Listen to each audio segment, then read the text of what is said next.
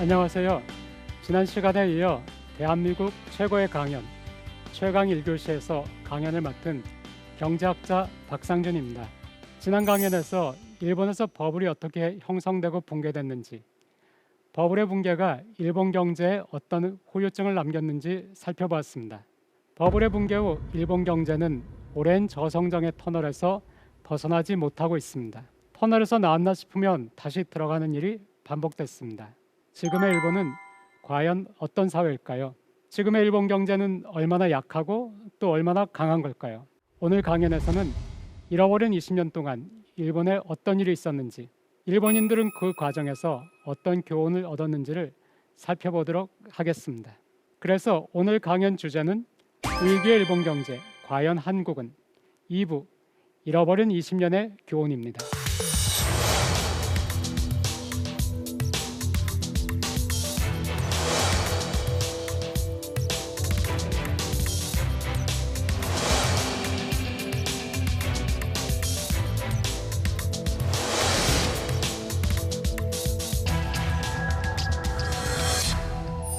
자, 버블이 붕괴됐습니다. 1990년에는 주식시장이 붕괴됐고요. 1991년에는 부동산의 버블이 꺼졌습니다. 그 뒤에 일본 경제는 어떻게 되었을까요?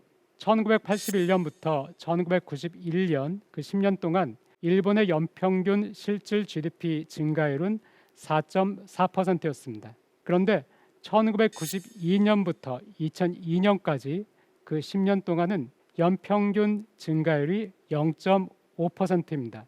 그야말로 반에 반토막이 났습니다.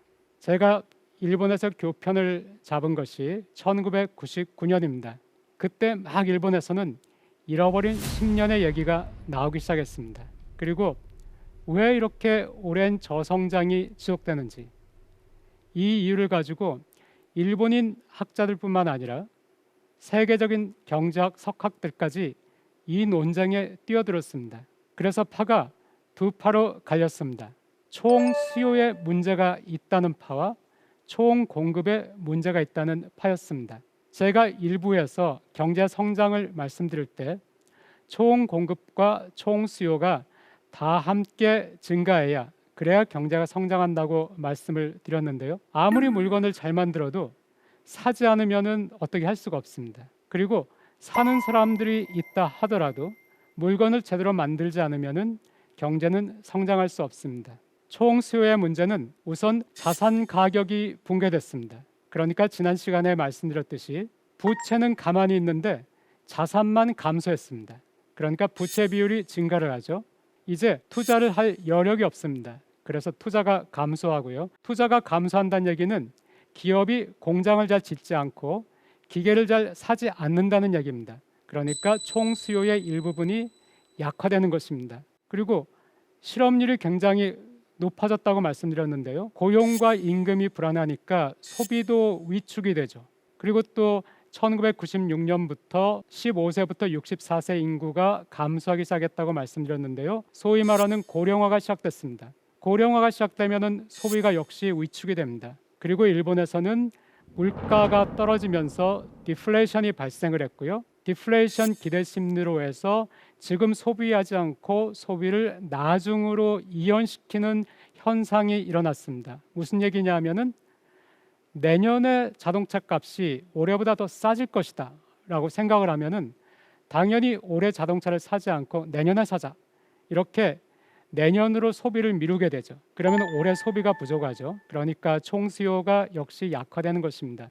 여기에 대해서는 어떤 처방이 있을 수 있겠나요? 정부가 적극적인 재정 정책을 편다. 그러니까 정부가 정부의 돈으로, 정부의 재정으로 물건들을 시장에서 살 수가 있겠죠. 수요가 부족하니까 정부가 대신 사는 것입니다. 그리고 또 금리를 인하시키고 우리 경제에 돈을 더 많이 돌게 해서 사람들이 보다 쉽게 돈을 빌리고 그 돈을 쓸 수 있도록 팽창적인 통화 정책을 취할 수가 있습니다. 그리고 디플레이션 기대 심리, 이것이 굉장히 위험하다는 것을 일본의 경험을 보고 경제학자들이 깨달았습니다. 그래서 이 디플레이션 기대 심리를 바꾸는, 즉 내년의 물가가 올해보다 낮을 것이라는 그런 심리가 아니고 내년의 물가는 올해보다는 높을 것이다 하는 인플레이션 기대 심리로 바꾸는 정책, 바꾸는 노력이 필요하다 하는 것이 그 처방이죠. 총수요에 대해서는. 그리고 총공급 쪽에서는 제가 자본과 노동력과 또 기술과 인적 자본이 필요하다고 말씀을 드렸는데요. 일본 같으면은 교육 수준도 높고 인적 자본은 별 문제가 없죠. 그런데 이제 노동력 인구가 감소하기 시작했습니다. 그리고 90년 정도부터 일본에서는 노동 시간도 많이 감소하기 시작했습니다. 그러니까 노동력은 감소한 것이 맞고요. 그리고 기술에 있어서는 기술은 여전히 진보하지만은 미국이나 다른 나라에 비해서 기술 진보가 상당히 느려졌습니다. 그리고 또 투자가 감소했다고 말씀드렸죠. 투자가 감소하니까 자본 축적이 별로 일어나지 않았습니다. 그러니까 자본도 과거만큼 늘지는 않는 것이죠. 자, 그러면은 여기에 대해서는 어떤 처방이 가능할까요? 고령화 사회가 되어서 노동력이 감소를 하지만은 더 많은 사람들이 취업에 참여를 하게 하면은 노동력을 증가시킬 수가 있습니다. 그러니까 노동력을 증가시키는 것이 하나의 방법이겠고요. 또 기업의 생산성이 약화되는, 생산성의 성장률이 떨어지는 문제는 기업들이 좀 더 효율적으로 변신할 때, 그리고 기술의 진보를 이룰 때 그 문제를 해결할 수가 있습니다. 그래서 총수요 쪽이 지금 문제다. 그러니까 총수요를 증진시키는 어떤 대책이 필요하다 하는 쪽과, 그렇지 않다, 총수요보다는 총공급이다, 구조개혁을 하고 기업들이 빨리 보다 효율적으로 변모할 수 있도록 유도해야 된다, 이런 주장이 서로 맞붙었는데 굉장히 뜨겁고 오랜 논쟁이 지속됐지만은 결국에 10년 정도의 세월이 흐르고 나서 지금은 둘 다 문제였다. 수요도 문제였고 공급도 문제였다. 수요에도 대책이 필요하고 공급에도 대책이 필요하다. 이런 결론이 났습니다. 그리고 또 디플레이션 기대 심리가 이렇게 위험하구나 하는 것을 깨달았기 때문에 디플레이션 기대를 인플레이션 기대로 바꿔야 된다. 내년에는 물가가 오를 것이다 하는 기대로 바꿔야 된다는 주장이 힘을 얻게 됐고요. 이런 주장을 한 대표적인 경제학자가 노벨 경제학상을 받은 적이 있는 폴 크루그만이라는 미국의 경제학자인데요. 이 경제학자가 세계 최초로 양적 완화라는 정책을 제시했습니다. 그럼 우선 일본에서 세계 최초로 실시한 양적 완화를 보겠습니다. 이 양적 완화는 정책 금리는 0%대를 여전히 유지를 하고요. 본원 통화라는 것을 무제한으로 증가를 시키는 것입니다. 실질적으로 무제한까지는 아니겠지만 그런 뉘앙스로 본원 통화라는 것을 증가를 시키는데, 이 부분이 약간 어렵지만 뒤에 아베노믹스에서도 나오니까 잠깐만 설명을 드릴게요. 시중은행들은 국채를 가지고 있습니다. 그 외 다른 채권들도 시중은행들은 가지고 있죠. 이 시중은행은 또 중앙은행에, 예를 들어서 한국 같으면은 한국의 국민은행이다. 국민은행은 한국은행의 계좌를 가지고 있습니다. 우리는 국민은행의 계좌를 가지고 있죠. 그런데 국민은행은 한국은행의 계좌를 가지고 있습니다. 국민은행이 한국은행에 가지고 있는 그 계좌를 일본에서는 당좌예금, 중앙은행 당좌예금이라고 하는데, 이 당좌예금에 있는 돈을 인출해서 이걸 가지고 소비자와 기업에 대출을 할 수가 있습니다. 그러니까 당좌예금을 더 많이 가지고 있으면은 대출할 수 있는 여력이 더 많이 생기겠죠. 그러면은 일본은행은 시중은행이 가지고 있는 국채를 마구마구 사들이는 것입니다. 대신에 그 대가로 시중은행의 당좌예금을 늘려주는 것입니다. 그러면 시중은행은 당좌예금이 자꾸 늘어나니까 그 당좌예금을 그대로 두면은 이익이 될 게 없죠. 그러니까 그 당좌예금을 인출해서 이제 기업과 가게에 대출을 주는 것입니다. 기업과 가게에 대출을 주는 순간 돈이 우리 경제에 늘어나게 됩니다.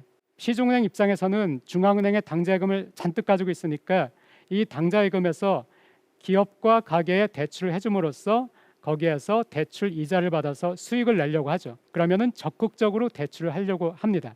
이렇게 해서 경제를 활성화시키겠다는 것이 양적 완화의 하나의 목표고요. 또 하나는 이런 식으로 끝없이 이 시중은행의 당좌예금을 늘려서 대출할 수 있는 여력을 만들어서 계속해서 우리 경제에 돈이 더 많이 풀리도록 하겠다, 이런 메시지를 주면은 그럼 사람들은 이렇게 돈이 많이 풀리면은 인플레이션이 발생하겠네 라고 생각을 하게 되는 거죠. 그래서 사람들의 생각이 바뀔 때까지 인플레이션이 발생하겠네? 이렇게 될 때까지 계속 이걸 하라는 거예요. 계속해서 시중은행에 국채를 사가지고 시중은행에 당좌예금을 늘려주고 이 당좌예금에서 대출이 계속해서 발생하도록, 그래서 인플레이션이 발생하고 사람들의 기대조차 디플레이션에서 인플레이션으로 바뀌도록 이렇게 하라는 것이 양적 완화의 기본적인 아이디어인데, 이런 양적 완화를 세계 최초로 실시를 했습니다. 그리고 또 이 양적 완화가 2001년에 시작됐는데, 이 양적 완화와 동시에 일본에서 수상이 된 사람이 있습니다. 바로 유명한 고이즈미 수상인데요. 고이즈미는 원래 제가 1999년에 일본에 교수 생활을 하기 시작했다고 말씀을 드렸는데, 제가 갔을 때 이 고이즈미는 차기 수상으로 그렇게 주목을 받던 사람이 아니었어요. 이 사람이 개혁 없이 성장 없다라는 슬로건, 성역 없는 개혁을 내세우면서 일본 사회는 변해야 된다, 일본 경제는 개혁이 필요하다, 이 상태로는 안 된다 하는 선거운동을 펼쳤는데, 이게 굉장히 반향을 일으켰습니다. 어느 날부터 제가 TV를 보는데 별로 그렇게 유명하지 않던 고이즈미라는 사람이 계속 TV에 나오는 거예요. 그리고 자민당 내에서도 오랜 저성장 때문에 인기가 없으니까 이렇게 대중적으로 인기 있는 사람을 우리가 총재로 세워야 그래야 선거에서 이겼다, 이런 생각이 있으니까 총재 선거에서 1등 후보가 아니었던 고이즈미가 결국에 총재가 되고, 또 자민당이 선거에서 이겨서 제1당이 됐기 때문에 이 사람이 2001년에 고이즈미가 수상이 됩니다. 그리고 고이즈미가 내세운 그 개혁이라는 것들이 하나씩 보면은, 예를 들어서 일본이 국채가 너무 많이 발행이 됐다, 정부 부채가 너무 많다, 정부 부채의 GDP에 대한 비율이 너무 높다 해가지고 재정 건전성을 위해서 1년에 발행하는 국채의 양을 30조엔 아래로 유지하겠다 하는 것을 공약을 내걸었고요. 또 다른 한편에서는 기업이 도산하면서 부실 채권이 굉장히 많이 쌓였는데 이걸 처리를 못하고 있었어요. 그리고 또 좀비 기업들을 계속 연명을 하게 했습니다. 이 고이즈미가 좀비 기업은 어쩔 수 없다, 망하게 내버려 둬야 된다, 그리고 부실 채권은 처리를 해야 된다 해가지고 이 부실채권 처리를 또 열심히 했습니다. 그리고 또 기업의 효율성을 위해서 공기업을 민영화하겠다, 우체국들을 포함한 그 일본의 우정국이라는 곳이 있는데 이곳이 적자가 굉장히 심했거든요. 그래서 고이즈미는 너무 비효율적이다, 정부 세금으로 계속 메꿔주니까 적자가 계속 발생한다, 민영화하겠다 주장을 했고요. 또 미국식 효율성을 도입하겠다, 일본은 기업이 어려운데도 잘 해고를 못하고 또 기업이 좀 더 슬림화돼야 되는 그런 상태에서도 잘 그렇게는 못한다, 기업들이 좀 더 효율적으로 체질을 개선해야 된다, 그것을 서포트하겠다, 그것을 유도하겠다, 이렇게 공약을 내걸고 수상이 됐습니다. 그런데 처음에는 일본 경제가 그렇게 좋지가 않았어요. 왜냐하면 2001년 고이즈미가 수상이 됐는데 2001년, 2002년은 세계 경제도 별로 좋지 않았습니다. 그때가 또 IT 버블이 꺼지던 시기이기도 했고요. 또 고이즈미가 재정 건전성을 위해서 국채 발행을 30조엔 이하로 유지를 하겠다라고 재정 지출을 좀 억제를 하겠다고 했는데, 경제가 안 좋은데 재정 지출까지 억제가 되니까 경제가 더 안 좋았습니다. 그래서 2001년에는 GDP의 증가율이 0.4%밖에 되지 않았고요. 2002년에는 제로가 됐습니다. 그야말로 제로 성장이죠. 그러니까 고이즈미의 개혁에 굉장히 많은 기대를 가지고 있던 일본인들을 실망을 많이 해서 취임 초에 80%나 되던 지지율이 한 40% 정도, 반토막이 나는 그런 것도 제가 목격을 했습니다. 그래서 결국에는 국채 발행을 30조엔 밑으로 유지하겠다 하는 공약은 우선 포기를 했고요. 그런데 부실채권 처리는 꾸준히 밀고 나가서 8%가 넘는 부실채권 비율을 2%대로 낮추는 것은 성공을 했습니다. 그런데 2003년부터는 경제가 성장하기 시작했습니다. 우선은 양적 완화의 효과를 들 수가 있는데요. 양적 완화라는 것이 통화량을 계속해서 공급을 하는 것이죠. 그러니까 엔화가 약해졌습니다. 그러니까 엔화 환율이 절하가 되는 것이죠. 엔화의 가치가 외환시장에서 싸졌습니다. 그러면은 일본 기업들의 영업이익이 증가합니다. 왜냐하면은 말씀드렸듯이 플라자 합의 이후 일본 기업들은 굉장히 많이 해외 진출을 했습니다. 해외에서 생산하고 해외에서 판매하는 전략을 추구를 했습니다. 해외에서 1달러를 벌었는데 이 1달러가 일본에 올 때 환율이 100엔이면은 100엔이 오지만은 환율이 130엔이면은 130엔이 옵니다. 그러니까 해외에서는 1달러를 벌었는데 이건 똑같죠. 이건 똑같은데 예전에는 100엔이 오는데 이제는 130엔이 오는 거예요. 그럼 영업이익이 늘어나게 되겠죠. 네, 이렇게 해서 기업의 실적이 회복이 됐고요. 또 전 세계 경제가 그때는 좋은 편이었습니다. 한국을 한번 생각을 해보세요. 2003년, 4년, 5년 그때 한국도 경제 성장률이 웬만큼 나왔었고요. 특히 미국을 보면은 그때 버블이 형성되던 시기, 미국의 GDP 성장률이 굉장히 좋던 시기였습니다. 그러니까 일본 입장에서는 수출도 많이 할 수 있는 그런 상황이었고 또 미국 시장에서 많이 팔 수 있는 이런 상황이었기 때문에 기업의 실적이 회복이 되고 기업의 실적이 회복이 되면 그 다음에 따라오는 것이 채용을 많이 하게 되죠. 그래서 실업률도 굉장히 개선이 됐습니다. 그리고 말씀드렸듯이 부실 채권이 처리가 됐으니까 금융도 정상화가 되기 시작을 했고요. 그러니까 돈이 좀 더 활기차게 돌기 시작했고요. 그래서 실질 GDP 증가를 보시면은 2001년, 2002년에는 굉장히 안 좋았지만 3년, 4년, 5년, 6년, 7년까지 그때는 일본 입장에서는 상당히 좋은 경제 성장률을 보입니다. 지금 우리 입장에서는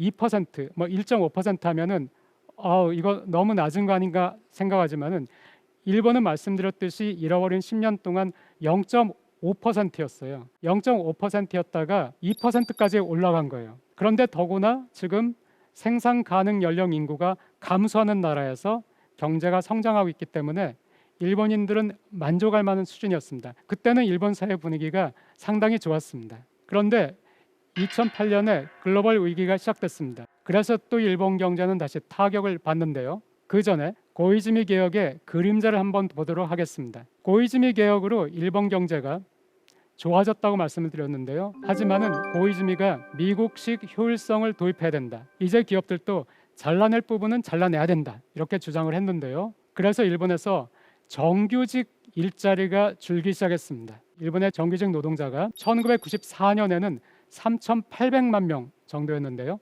2009년에는 3,400만 명 정도입니다. 그러니까 400만 명 정도의 정규직 일자리가 정규직 노동자가 사라진 것입니다. 반면에 비정규직은 계속 늘었습니다. 1984년에는 15%에 불과했는데 1999년에는 25%였고요. 99년부터 2009년 한참 고이즈미 개혁이 휩쓸고 지나간 그 뒤에는 33.7%까지 올라갔습니다. 그리고 2014년에는 37.4%까지 비정규직의 비율이 늘어났습니다. 이게 일본 사회에 나중에 문제가 됩니다. 자, 그럼 글로벌 금융 위기 시기로 가보겠습니다. 자, 글로벌 금융 위기에는 전 세계가 물건을 살 여력이 없어요. 그러니까 일본의 수출도 당연히 타격을 입겠지만 해외에서 생산해서 해외에서 판매하는 일본 기업도 타격을 받게 되죠. 거기에다가 일본은 2006년에 양적 완화를 멈췄는데 글로벌 금융 위기가 시작되니까 미국, 영국, 유로에서 일본의 양적 완화를 카피해서 더 강력한 양적 완화를 펼쳤습니다. 일본은 더 이상 양적 완화를 안 하고 있는데 다른 주요 통화는 양적 완화에 들어간 거예요. 그러니까 일본의 통화만 가치가 엄청 올라가 버린 것입니다. 일본 엔화가 굉장히 절상이 된 것이죠. 일본 통화가 비싸지니까 일본 물건도 비싸졌고요. 이것이 일본 수출 기업에 타격을 줍니다. 경제도 안 좋고 그런데 엔화마저 비싸고 그래서 이중으로 타격을 입게 됩니다. 그 전까지는 뭐 영업 적자라는 걸 모르던 도요타가 2008년에 영업 적자를 보게 됩니다. 그 뒤에 2010년에 경제가 조금 회복되는가 했는데 2011년에는 동일본 대지진이 있었습니다. 동일본 대지진으로 일부 생산 시설이 가동을 중단했습니다. 일본의 공급망이 훼손이 됐습니다. 그리고 또 그 피해를 입은 지역에서는 뭐 수요 여력이 없겠죠. 일본 정부는 피해 복구를 위해서 재정을 또 지출해야 됐습니다. 그렇자도 일본이 국채 비중이 높은데 국채를 많이 발행했는데 더 많은 국채를 발행하게 되었습니다. 일본 경제는 2중, 3중으로 타격을 받게 됐죠. 그러니까 어떻게 되겠나요? 기업 실적이 안 좋으니까 고이즈미 시기를 거치면서 한참 높던 실업률이 떨어졌는데 이 실업률이 2008년, 9년부터 다시 올라가서 2009년, 10년, 11년 그때는 청년 실업도 굉장히 올라갔고요. 전체적인 실업률이 많이 올라갔습니다.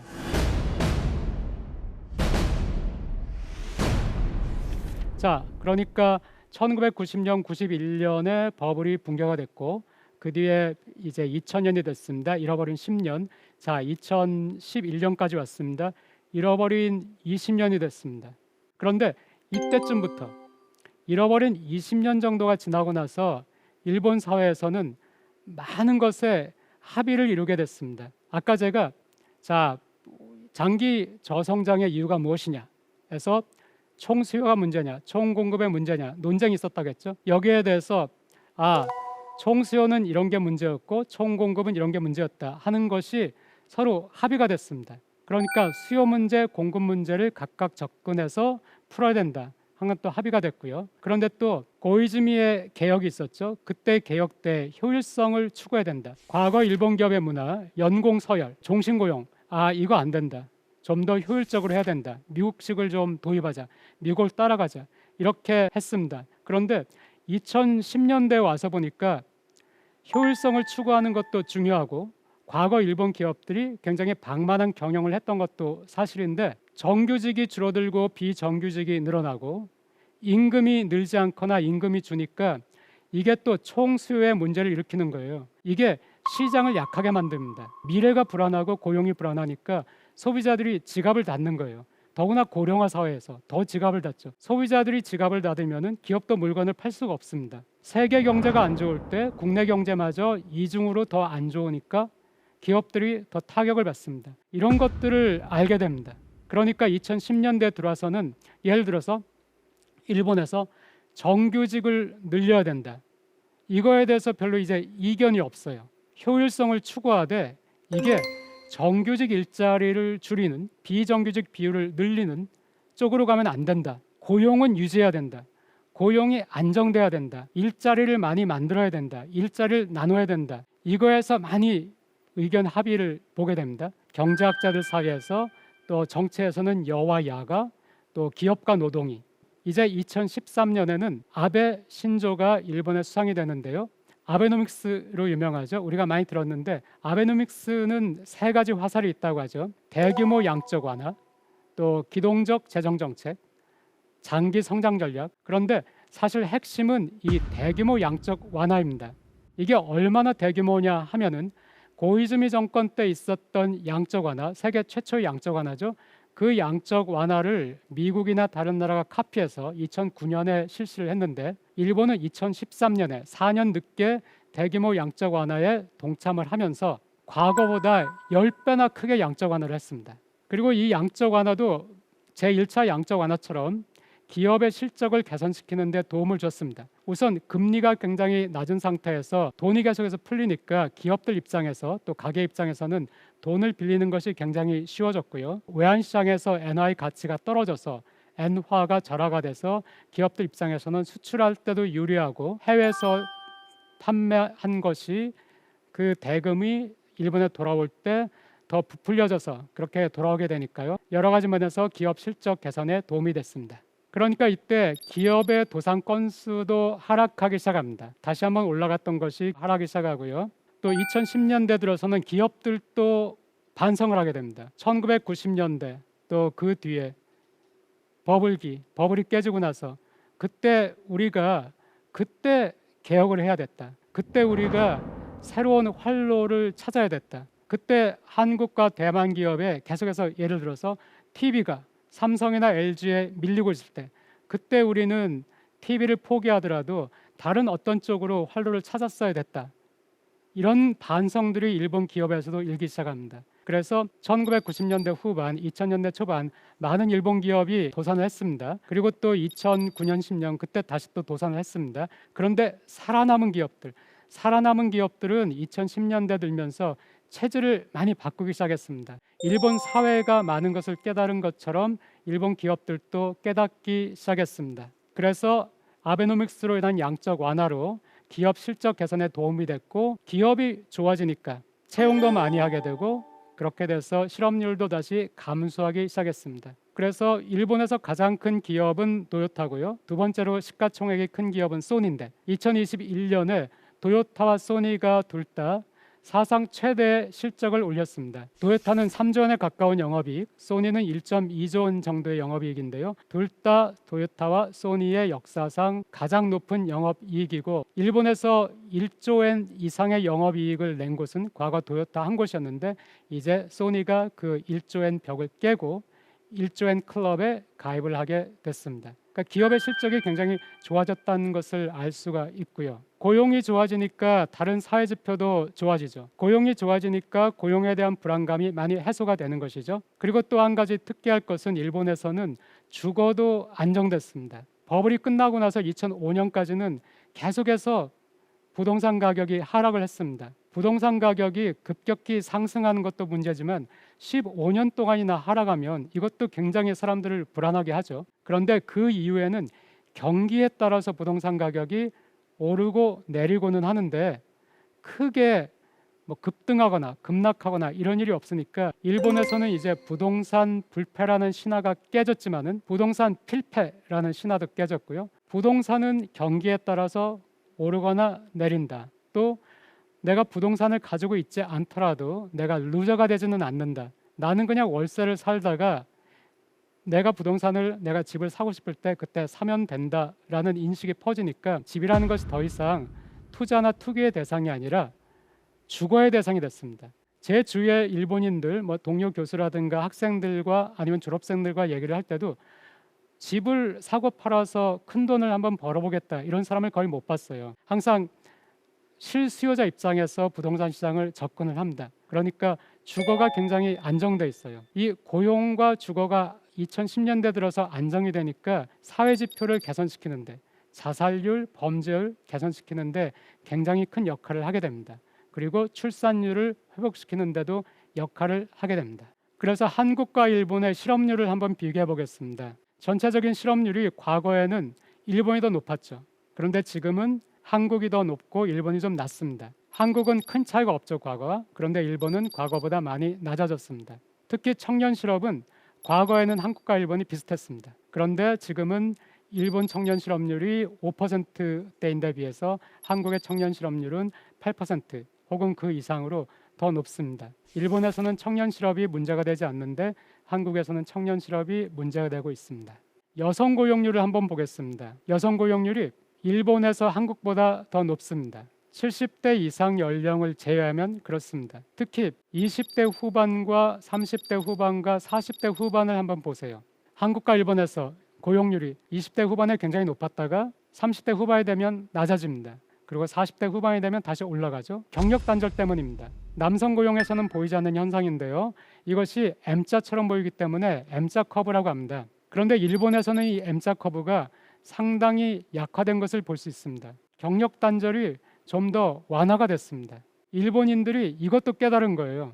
유럽의 예를 보니까 여성이 경력 단절이 없을 때 혹은 없는 나라에서 이것이 개선됐을 때 그때 출산율이 회복된다. 경력 단절이 없는 나라, M자 커브가 없는 나라에서 출산율이 높다. 이걸 보고 고용 전체가 중요하지만 또 여성의 고용도 굉장히 중요하구나. 이 경력 단절을 없애야 되겠다 해서 그 캠페인을 굉장히 열심히 했습니다. 자, 일본의 취업자 수를 한번 보세요. 정규직도 늘었고 비정규직도 는 것을 알 수가 있습니다. 그런데 이상하죠. 왜냐하면 일본은 인구가 감소하는 나라입니다. 인구가 감소하는데 정규직도 늘고 비정규직도 는다. 이것이 어떻게 가능한가요? 네, 여기서 비취업자를 한번 보세요. 취업을 하지 않는 사람, 그러니까 전업주부라든가 은퇴를 하고 연금으로 사는 사람이라든가 아니면 부모님에게 의지해서 산다든가 자식에게 의지해서 사는 분들, 이 사람들의 수가 굉장히 줄었습니다. 그러니까 고용이 늘어난 것이죠. 그런데 일본의 급여를 한번 보세요. 급여 소득자의 평균 급여가 90년대 후반까지는 꾸준히 올라가죠. 버블기까지는 굉장히 가파르게 올라가다가 버블 붕괴되고 나서는 약간 오릅니다. 그런데 90년대 후반 기업들이 도산하고 하니까 평균 급여도 내려갑니다. 그리고 지금 다시 좀 올랐지만 지금도 과거에 높았던 수준을 회복을 못합니다. 한국 같으면 상상도 할 수 없죠. 우리가 90년대 후반과 지금을 비교하면 지금의 급여가 훨씬 높습니다. 그래서 임금 근로자의 평균 급여를 보면은 한국이 일본보다 오히려 높습니다. 그러니까 일본은 임금은 그렇게까지 회복이 되지 않은 거예요. 근데 이 두 가지를 함께 보면은 고용은 많이 회복됐는데 임금은 별로 회복이 안 됐어요. 그러니까 일본은 고용을 먼저 택한 거예요. 일본의 노동조합도 고용을 유지하는 것이 제1차적 목표. 그러니까 임금 인상을 요구하기보다는 고용을 유지하기 위해서. 또 일본의 기업도 구조조정을 해야 될 때는 했습니다. 잘도 그렇고 소니도 그렇고 구조조정이 필요한, 회사가 굉장히 어렵게 됐을 때는 하지만은 최대한 고용을 유지하려고 하죠. 그러니까 이것도 일본에서는 하나의 지혜라고 할까요? 우선 고용이 불안해서는 안 된다. 고용을 유지해야 된다. 고용을 유지해야 이 사회가 유지된다 하는 것이 잃어버린 20년 동안 일본이 얻은 교훈 중에 하나입니다. 그리고 노동 시간을 지속적으로 줄였습니다. 과거에는 일본도 한국도 OECD 평균보다 노동 시간이 길었는데요. 지금은 일본은 OECD 평균보다 노동 시간이 짧습니다.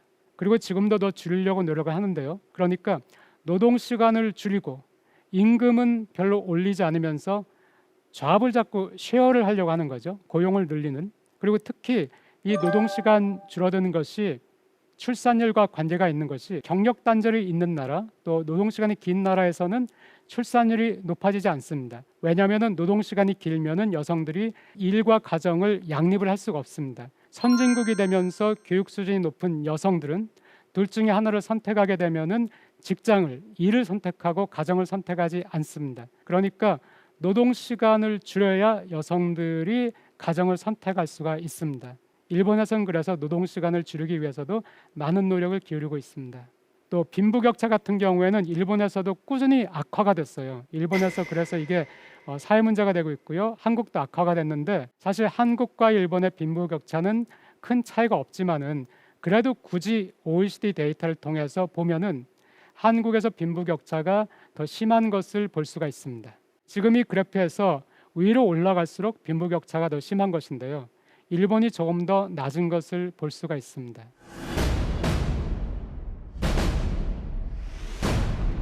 자, 이렇게 일본 사회에서는 잃어버린 20년을 겪으면서 고용을 유지해야 된다. 또 여성에게 경력 단절이 있어서는 안 되겠다. 노동 시간을 줄여야 된다. 정규직, 비정규직을 다 늘릴 수 있다. 특히 20대 청년들이 사회에 진입할 때 그때 정규직 일자리를 많이 내주고 은퇴했던 노인들이나 경력 단절 이후의 여성들이 일자리를 찾아올 때는 그때는 그 사람들에게는 비정규직을 주는 것이죠. 그런데 이렇게 하려고 하더라도 만약에 기업의 여력이 없으면은 그때는 어떻게 할 수가 없습니다. 그런데 일본에서는 기업들이 많이 재생이 됐습니다. 회복이 됐습니다. 아직도 불안해요. 일본 기업들은 뒤에서 보시겠지만은 하지만 많이 회상이 된 것도 맞는데 여기서는 그럼 일본 기업들의 생존 전략을 한번 보겠습니다. 첫 번째가 해외 진출입니다. 해외 시장 개척. 일본은 인구가 감소하는 나라예요. 90년대에 이미 생산 가능 연령 인구가 감소하기 시작했고 2010년 정도 되면서부터 인구 전체가 감소하기 시작했습니다. 굉장히 고령화된 사회고 인구가 감소하는 사회. 국내 시장이 위축될 수밖에 없는 그런 사회입니다. 그러니까 국내 생산을 고집한 기업들이 망했습니다. 해외 진출해서 해외 생산, 해외 판매에 성공한 기업들은 살아남았습니다. 해외 투자를 해서요. 해외에서 생산 설비를 갖추고 해외 생산 기반을 가지고 있으니까 일본이 그래서 대외 순자산이 굉장히 많은 것입니다. 2020년 일본의 대외 순자산은 4.5조 달러로 추산이 되는데요. 그만큼 기업들이 해외 진출을 많이 했기 때문입니다. 도요타는 20개가 넘는 나라에서 생산을 하고 있습니다. 그리고 일본에서 가장 큰 금융그룹인 미쓰비시 UFJ 금융그룹은 금융그룹인데 매출의 40% 이상이 해외 매출입니다. 일본에서 가장 큰 노무라 증권을 가지고 있는 노무라 홀딩스 같은 경우에도 해외 매출이 지금 40% 가까워지고 있습니다. 도요타 같은 제조뿐만 아니라 예를 들어서 간장을 만드는 회사들, 음료수를 만드는 회사조차도 이제 50% 이상을 해외에서 만들고 해외에서 판매를 하고요. 금융기관들도 해외 진출을 굉장히 많이 했습니다. 해외 직접 투자해서 북미와 유럽이 차지하는 비중을 보면은 일본의 경우가 더 높은 것을 알 수가 있습니다. 그 이유는 일본 기업은 해외 나갈 때 시장을 찾아서 물건을 사는 곳을 찾아서 나갔기 때문입니다. 그런데 이렇게 해외 진출을 하려면은 해외에 있는 기업들과 경쟁을 할 수밖에 없습니다. 그래서 일본 기업의 생존 전략의 두 번째는 기술 개발입니다. 일본에서 90년대에 기술 개발에 소홀했다, 과거에 안주했다, 자만했다 이런 말씀을 드렸는데 지금의 일본 기업은 긴장감이 대단합니다. 언제라도 망할 수 있다 하는 생각을 가지고 있습니다. 소니 같은 경우에도 지금은 일본에서 두 번째로 시가총액이 높은 기업, 또 작년에 1.2조 엔이라는 사상 최대의 실적을 낸 기업이지만은 2012년도 정도에는 정말 소니가 망하는 것이 아닌가 할 정도로 위태위태했습니다. 그리고 2006년 정도에 한 번, 또 2012년 정도에 한 번 구조조정도 굉장히 강하게 했고요. 그러니까 소니도 지금 굉장히 잘 나가지만은 언제 또 위기에 빠질지 모른다 하는 생각, 그 긴장감을 가지고 있기 때문에 굉장히 장래 비전을 열심히 찾고 있고요. 그래서 이 기술 개발 R&D 투자에도 열심입니다. 이 R&D 투자 데이터를 보시면은 유럽 집행위원회라는 곳에서 전 세계에서 R&D 투자를 가장 많이 하는 2,500개 기업을 매년 발표를 합니다. 이 2,500개 기업에 한국 기업은 60개 기업 정도가, 일본 기업은 293개 기업 정도가 포함이 되는데요. 이 2,500개에 포함되는 이 기업들의 매출액 대비 연구 개발비를 보면은 한국은 3.7% 정도, 일본은 4.0% 정도, 독일은 5.0% 정도입니다. 독일이 굉장히 한국이나 일본보다 높죠. 그런데 한국에서 가장 큰 기업인 삼성, 일본에서 가장 큰 기업인 토요타, 독일에서 가장 큰 기업인 폭스바겐, 이 세 기업을 제외하고 나머지 기업만 가지고 이 비율을 다시 계산하면은 한국은 2.4%로 뚝 떨어져요. 그런데 일본과 독일은 거의 차이가 없습니다. 어떤 얘기냐면은 한국이 GDP 대비 연구개발비 비율이 가장 높은 나라다, 이런 얘기들을 언론에서 많이 하시는데요. 사실입니다. 일본 언론에도 보도되고 일본 정부 문서에도 일본도 노력해야 된다 이런 얘기를 하면서 이 예를 들고 있습니다. 사실인데 이 GDP 대비 연구개발비가 한국이 가장 높은 것은 이 연구개발비에 정부에서 내는 연구개발비, 또 삼성이 내는 연구개발비가 포함됐기 때문입니다. 정부와 삼성을 제외하고 기업만 가지고 매출액 대비 연구개발비를 보시면은 한국이 굉장히 낮은 편이에요. 그러니까 지금은 한국과 일본이 소득에서도 대등하고요, 기업들도 정말 대등하게 경쟁을 하고 있습니다. 그런데 연구개발비에서 한국이 좀 밀리는 것은 아닌가 하는 우려가 있습니다. 자, 그리고 일본 기업들은 반도체에서도 상당히 약해졌죠. 그래서 이제 반도체를 또 재생하려고 노력을 하고 있어서 소니와 덴소가 TSMC와 합작으로 구마모토에 공장을 짓고 있는데 여기에 일본 정부가 공장 설립 비용의 절반을 서포트를 하고 있고요. 경제안전보장추진법이란 것을 만들어서 이런 서포트를 법적으로 합리화를 하고 있습니다. 그래서 구마모토가 지금 세계인들 주목을 하고 있어요. 그래서 구마모토의 땅값이 오르고 있다는 보도도 많이 들리고요.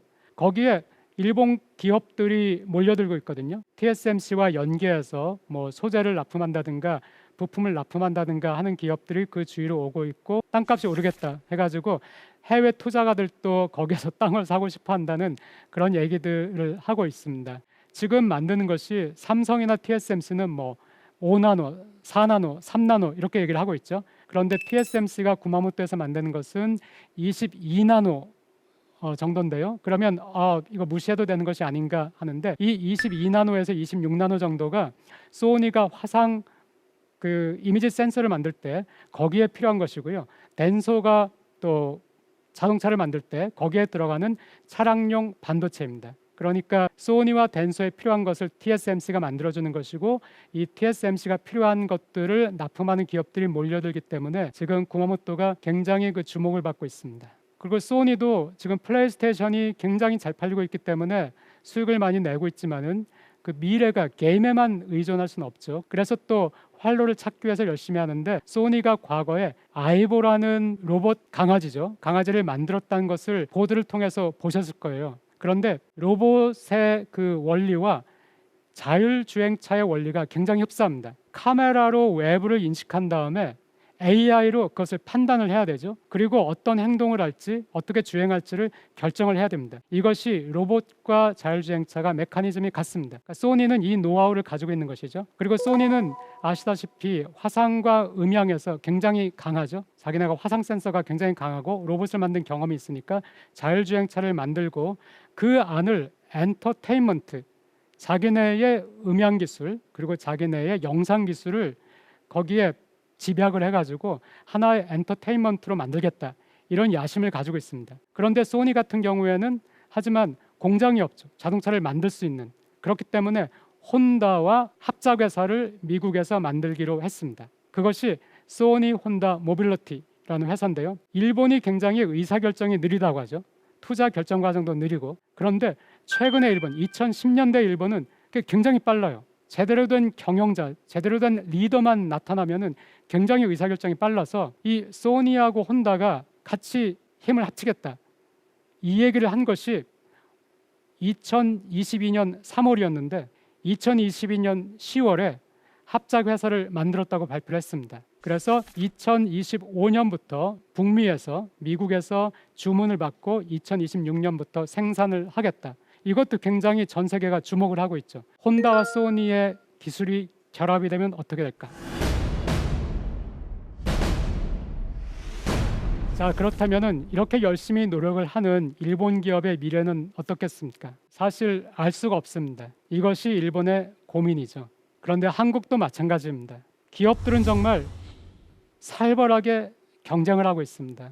제가 기업들의 경쟁을 보면은 정말 존경스러울 정도죠. 네, 그 긴장감이 대단하죠. 예를 들어서 삼성전자 같은 경우에도 우리가 알지만은 모바일 폰에 있어서는 애플과 굉장히 경쟁을 해야 되고요. 거기에다가 중국에서 후발주자들이 또 있습니다. 반도체도 마찬가지입니다. TSMC와 굉장히 격렬하게 경쟁을 하고 있습니다. 삼성을 우리가 믿지만은 삼성의 미래가 과연 어떻게 될 것인가 하면은 불안한 감이 어느 정도 있죠. 일본도 마찬가지예요. 그것이 토요타가 됐든 소니가 됐든. 그래서 토요타를 보면서 일본 기업의 명과 암을 한번 보겠습니다. 토요타가 2008년에는 적자를 봤어요. 그리고 2009년, 10년, 11년 이때도 실적이 좋지 않았습니다. 그런데 그 이후부터 실적이 개선돼서, 왜냐하면 북미 중국에서 하이브리드 차가 많이 팔렸습니다. 그래서 2021년 같은 경우에 3조 원에 가까운 사상 최대 영업이익을 냈죠. 미국 시장 점유율 1위도 달성을 했고요. 또 세계 자동차 판매 대수에서 1위도 달성을 했고요.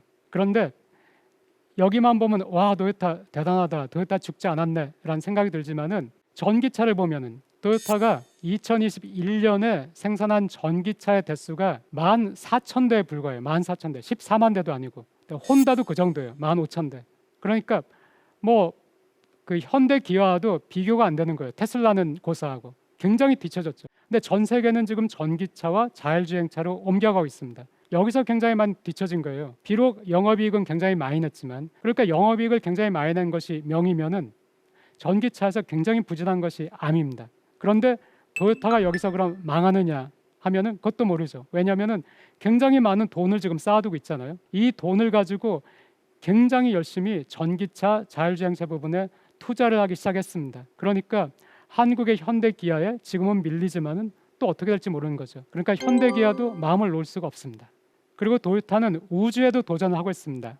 아르테미스 프로젝트라는 거 들어보셨죠? 이제 다시 또 미국 나사에서 사람을 태운 로켓을 달에 보내서 사람이 달에서 걷게 하려는 거죠. 이 나사의 아르테미스 프로젝트에 일본의 나사라고 할 수 있는 작사가 함께하고 있습니다. 그리고 이 작사와 함께 토요타가 2029년을 목표로 달에서 이번에는 사람이 걷는 것이 아니라 달에서 자동차를 타고 움직이게 하겠다.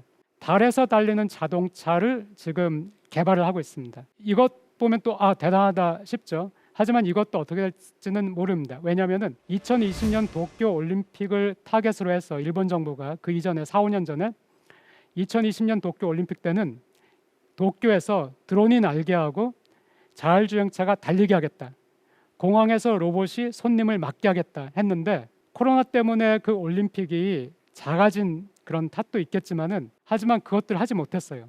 처음에 계획한 것보다 너무 보잘것없었습니다. 일본에서 내보이는 그 기술이라는 것들이. 그러니까 지금 토요타가 2029년을 목표로 달에서 움직이는 유인 탐사선을 달리게 하겠다. 이 계획을 지금 추진은 하고 있습니다. 만약에 실현이 된다면은 인류 최초로 달에서 자동차가 달리는 것이죠. 대단한 것인데 많은 한국 그 시청자분들이 모르시는데 그 탐사선이 소행성에 가서 소행성의 광물을 채취해서 지구로 가져온 것이 일본이 최초예요. 그러니까 우주 기술이 굉장히 발달한 나라이긴 합니다. 그러니까 도요타가 이런 야망을 꿈꿀 수 있는 것이고요. 작사하고 나사가 하는 이 프로젝트에 도요타뿐만 아니라 혼다도 참여를 하고 있고 닛산도 들어가려고 하고 있고 또 타이어가 필요하죠. 그래서 일본의 브리지스톤이죠. 타이어 만드는 회사. 여기에서는 타이어를 만드는 그런 작업을 하고 있습니다. 그리고 또 다른 활로로는 스마트 시티라는 것을 도요타에서 만들고 있습니다.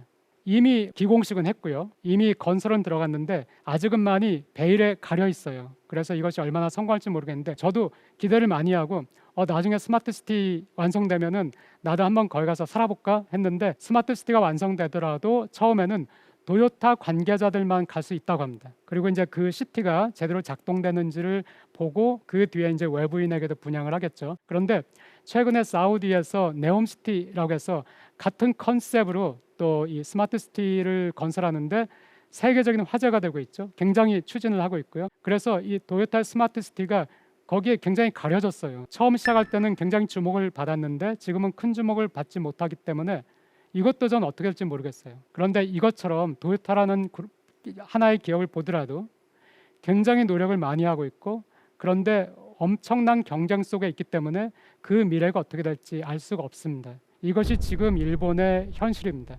그러니까 일본 사회 전체적으로는 많은 것을 깨닫고 합의에 이르러서 그것을 추진을 하고 있기 때문에 사회가 안정된 것은 맞습니다. 그런데 일본 경제의 미래는 결국에는 일본 기업에 달려 있는데 이 일본 기업들이 이제 과거 잃어버린 20년과 다르게 지금은 분투를 하는 것은 사실인데 워낙이 강력한 경쟁 속에 있기 때문에 이 기업들이 얼마나 할 수 있을지 그것은 저도 모르겠습니다. 오늘 강연에서는 일본이 저성장의 긴 터널을 지나면서 깨달은 교훈을 하나씩 살펴봤습니다. 일본의 사회 지표가 개선된 것은 고용과 주거가 안정됐기 때문입니다. 고용과 주거가 안정될 수 있었던 것은 살아남은 일본 기업들이 체력을 회복했기 때문이고 일본 사회가 중요한 사회적 이슈에 대해서는 상당한 정도로 합의를 이뤘기 때문이기도 하죠. 고용을 지키고 임금을 높이고 여성의 경력 단절을 막아야 사회를 건강하게 유지할 수 있다는 것은 과연 일본에만 해당되는 일일까요? 지금의 한국 사회야말로 이 교훈에 귀를 기울여야 하지 않을까요? 남의 얼굴에서 티끌을 본 사람은 거울을 들여다본다.